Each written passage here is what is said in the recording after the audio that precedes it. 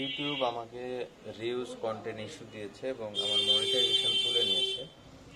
তো এই কারণে আমি এর আগে একবার আবেদন করার সুযোগ পেয়েছিলাম, কিন্তু সেই আবেদন তারা প্রত্যাখ্যান করেছে, বলেছে আপনার আনঅরিজিনাল মানে রিউজ কন্টেন্ট ইউটিউব এটা বলতেছে, এবং আমার মনিটাইজেশন দেয়নি।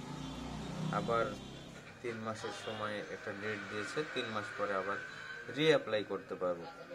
তো কালকে আমি রিঅ্যাপ্লাই করার সুযোগ পাবো, আজকে শেষ দিন, 3 মাসের শেষ দিন। তো এখন কথা হচ্ছে, যদি এবারেও ইউটিউব আমাকে রিউজ পলিসি দেয়, কারণ আমি সম্পূর্ণ আমার চ্যানেলটি চেক করেছি, কোথাও কোনো রিউজ কন্টেন্ট নেই, সব কিছু ক্লিন আছে এবং আমার কন্টেন্টগুলো সব অরিজিনাল, নিজের তৈরি করা কন্টেন্ট।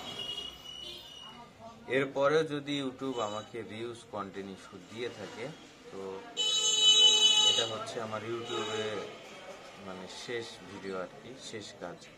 এরপরে আর কখনো ইউটিউবে কাজ করব না, কারণ ইউটিউবের সাথে এতদিন থেকে আছি, এত বছর ধরে আছি,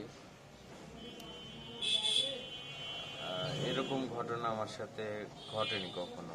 এখন যখন আমার সব ভিডিওগুলো আমার নিজস্ব, তারপরেও তারা কেন রিউজ কন্টেন্ট দিচ্ছে? এজন্য আমি খুবই, আমার ভেতর থেকে একটা অনীহা চলে আসছে যে ইউটিউবে কাজ করার মানে মন মানসিকতা নষ্ট হয়ে গেছে।